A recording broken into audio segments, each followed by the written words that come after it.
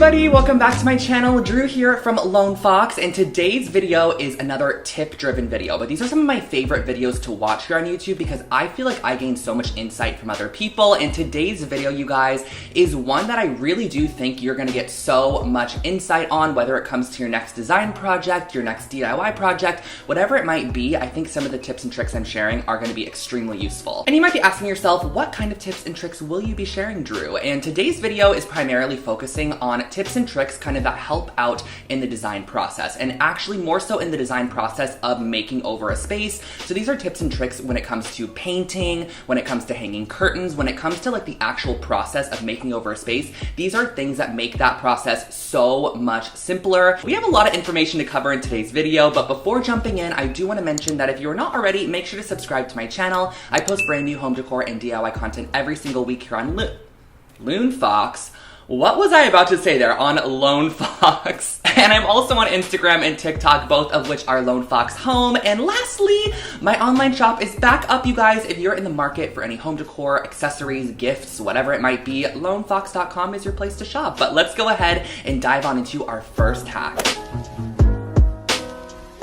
This first tip here is one that I have definitely seen on social media before, whether it be TikTok, Pinterest, YouTube. I have seen people use this tip and hack, but I feel like it's never really been popularized before, so I wanted to go ahead and share it with you guys because I really do think it's innovative for somebody that maybe has struggles when it comes to hanging curtains, or they really want to get that nice pleated look, and that's actually using toilet paper rolls to separate and kind of space out the pleats of your curtains in order to get a more symmetrical and uniform look in the end. And what I mean by this is essentially you take and you save your toilet paper roll. So when you get to the end, just pop the roll off, save it, and you can actually use this as a spacer for any pull pocket or grommet style curtain. So any kind of curtain that has either a hidden pocket or a grommet that the toilet paper roll can hide behind, you're gonna essentially kind of layer these in between every other panel or every other loop of your curtain. And then in the end, it's going to space out your curtains. So when you go to open them or close them, it just gives them kind of a nice spacing, and it essentially allows them to lay a lot neater on the window pane. And I think that's really nice, especially for somebody that gets annoyed by curtains, because I know a lot of people really want their curtains to lay extremely symmetrical or just lay properly, and it bugs them when they don't. So I think this tip is really great just to all around get that symmetrical look without having to kind of space them out as you open or close them. Also seen people use just like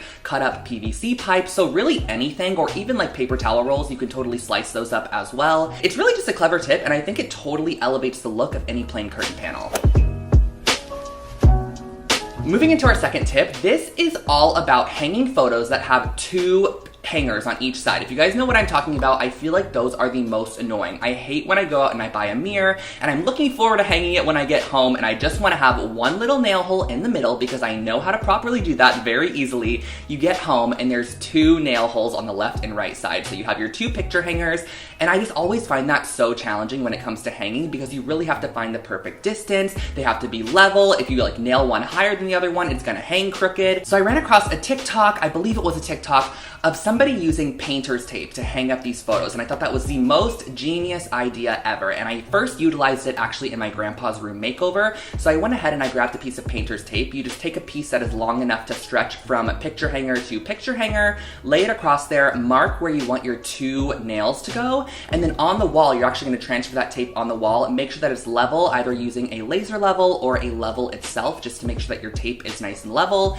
And then you're just essentially allowed to nail holes directly over the top of your tape, and that's gonna give you the perfect placement for your picture every single time. So I thought that was extremely genius, and this also works as well if you just have one hanger in the middle, so you can just put your tape across, cut it perfectly to the width of your frame, then mark where the hole's gonna go, transfer the tape to the wall, add your nail hole, and you are good to go. So it's extremely simple and easy. It's really not too hard. Most of the times when there are two picture hangers as well, I feel like that traditionally means the piece is on the heavier side or it's larger and it needs a support of two nails. So just using this process also makes it a lot easier to then go ahead and hang it up if you're solo as well, like traditionally I am. So I'm able to hang this up super easily using that tape method, and it's just something again to keep in your back pocket next time you are hanging a mirror or a large piece of artwork. Hack number 3 is one that I actually learned when I was working at West Elm, which was quite a few years back, but it was really my first look into interior design, and it's where I started dabbling into making over my own space and started picking up on designer tricks and tips, because we did have a ton of designers on the floor at West Elm who would help out, people when they're shopping for furniture. And one of the tricks I picked up was actually to purchase pillow inserts that are a little bit larger than the pillow cover. So let's say you have an 18 by 18 pillow cover. They actually recommended that you purchase a 20 by 20 insert for that pillow cover. That's just gonna make your pillow look a little bit more overstuffed, which in the end results in a more luxurious looking throw pillow. And I know that tip is like such a simple one, but next time you're out purchasing throw pillows, just size up a little bit on your insert. It's gonna overall make the pillow look more luxurious. It just looks nicer on the couch and it's not flat. They go from 18 by 18, you have 20, 22, 24, 26. Just make sure that your insert is just a little bit bigger than your cover for that luxurious kind of plush look. I'm probably talking so quickly. Whenever I get into these videos and I'm excited to tell you guys my tips, I start talking so quickly, so I'm gonna try to tone it down for tip number 4. And this one is all about plants and just basically making the plant look more elevated than it actually is. So a great way to do this is, let's say you have a faux tree. Most of the times when you purchase a faux tree, I have a faux fig tree over here, I have an olive tree over here. They come with a really, really small base to them, and you really do wanna get a larger pot to make it overall look a lot nicer. And so something that I think that everyone should do when they do this is actually get a pot that is quite a bit larger than they think, because you can actually elevate the height of your tree. When you start getting into those larger sizes, the prices really do jump quite drastically. So buy that 6-foot tree, but get a pot that's actually quite a bit larger and more substantial. You can easily stuff the bottom of your pot with boxes, extra trash, old clothing, whatever you have that you want to utilize in the bottom of that pot to then basically heighten your tree or raise it up in the pot. Normally, guys, you would then go ahead and cover the entire top of this with moss. So like maybe fill up the edges with newspaper and then add like a moss layer on top to hide it, but that elevated our tree. That'll overall make your plant look so much nicer in the end. And I know it seems weird to like shove some boxes or trash in the bottom of your plant, but it's gonna be concealed by the pot, and in the end, it's just gonna raise the height of your plant, making most of it show out of the top of the pot, and in the end, just make your plant look larger and more expensive than it actually is. And this tip works for smaller plants too, not just trees. Tip number 4 is one that you guys are definitely going to recognize if you have watched my makeovers throughout this apartment space, and mainly just the living room makeover and the kitchen makeover, where I used electrical tape to create crossbars on my windows. And I know that sounds strange, electrical tape on your windows, but I have black framed windows, or I created black frame windows. They were essentially just, framed out in white. I ended up painting the white black, but I wanted the crossbars on the windows themselves to match so that it looked more like an industrial style window. And the way that I got this was actually just using electrical tape right over the top of the window, and I was able to create those crossbar sections, which in the end made the window just look a lot more expensive. It made the look of it just a little bit more designer and not as bland and boring as it was prior. And I know that my windows personally already had that little white metal cross panel on it, which I just essentially covered with the tape, but you can totally do this on windows that don't even have that white piece to start. Just simply tape the tape right over the top of the glass, and that's all you have to do. I've done that before as well. I had to do it on one of the windows in the kitchen because one of them randomly didn't have the crossbars, and it worked great. It looks exactly like the one to the right of it. Somebody mentioned on TikTok about how if you want your darker paint colors to come off as dark as possible, always use them in matte format. So whether it be a matte or an eggshell, use those two options as opposed to a gloss, a satin, or a semi-gloss for a dark color. And that's actually because the glossier finishes on paint on the wall reflect more light. So if you get a lot of window light or just light in general, those glossier colors are gonna reflect them, making the color actually look lighter than it is, whereas matte ones actually kind of absorb the color a bit, so it actually makes the color look a bit darker and just overall true to its actual tone. I know how frustrating it could be when you want to place a lamp somewhere and you have no outlet, or just a lamp somewhere even if you have an outlet but the cord's gonna show. How annoying is it when you have to drape the cord down and then it's popping out from behind a dresser and it's just kind of going out on the wall and it's there. I know, so frustrating, but you guys, there are actually rechargeable light bulbs that you can purchase on Amazon, and essentially you can charge these for about 12 hours, pop them into a lamp, and you can put the lamp absolutely anywhere. You do not have to plug it in. Every light bulb is essentially different. So some of them have an app for them, some of them have them on your phone, a voice command, whatever it might be. It essentially allows you to use a light bulb without having to have an electrical source to plug the lamp into. A great example of this for myself is down in my entryway. I actually have 0 outlets down down there, but I would love to put a lamp down there or just some form of light, because when we come in at night, it is pretty dark. So I'd love to be able to know when walking up to my house, I can open my phone, switch the light on, and it's on when I walk into the door. So that's a great option for you if you do not have an electrical source. Purchase a rechargeable light bulb, and they actually last for quite a while, and you just simply recharge them when they die, pop them back in, and you're able to utilize them again and again. This is also kind of something I featured in the past when I did puck lights in my bedroom. Those are just simple battery operated lights which I popped into my sconces, and I have a little remote control which I can control turning them on and off from my bed, which is really nice, and I didn't have to hardwire them into the wall, so that's another option as well.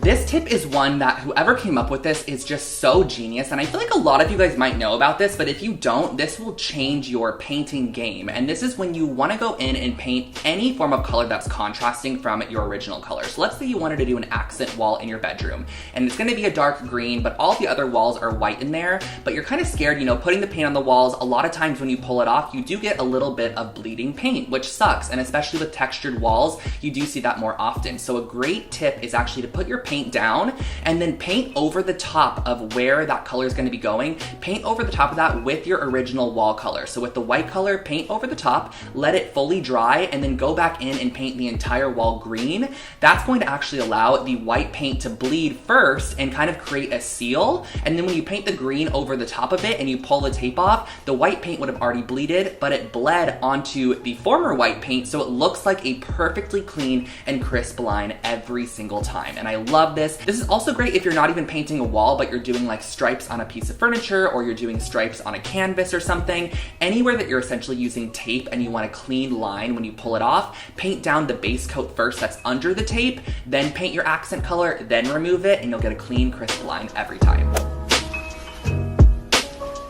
Our second to last hack comes in handy for anyone that's installing new hardware in a kitchen, on a piece of furniture, on a bathroom vanity, whatever it might be.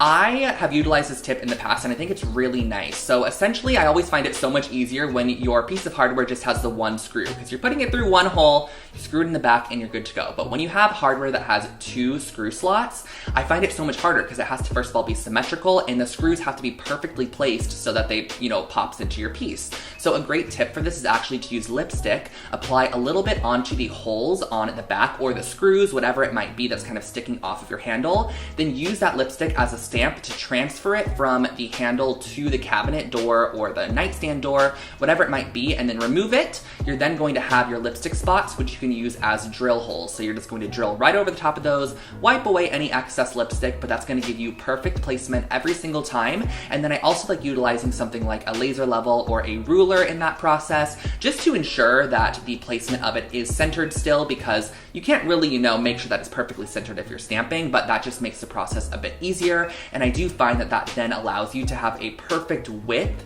for those screw holes. You can also totally do this and transfer it to a piece of paper just to get that width, then use that paper and actually put it on the cabinet to make sure it's nice and straight, if that makes sense. That's another option just to kind of give you a little bit more guidance in the process of ensuring that that handle is going to be straight on your piece once you add it on.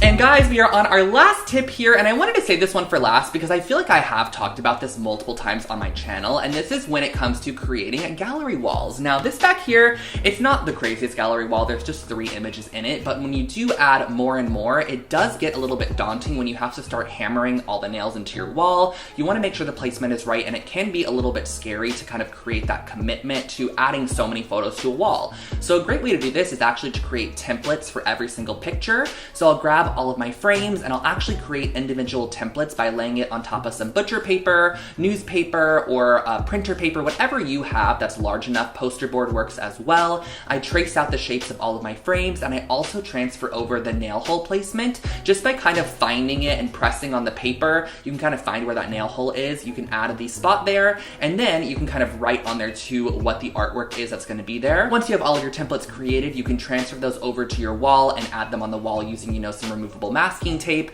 and it basically allows you to get a visual for how the placement can be, and you can go ahead and add and remove, adjust and edit your gallery wall prior to having to actually commit to it.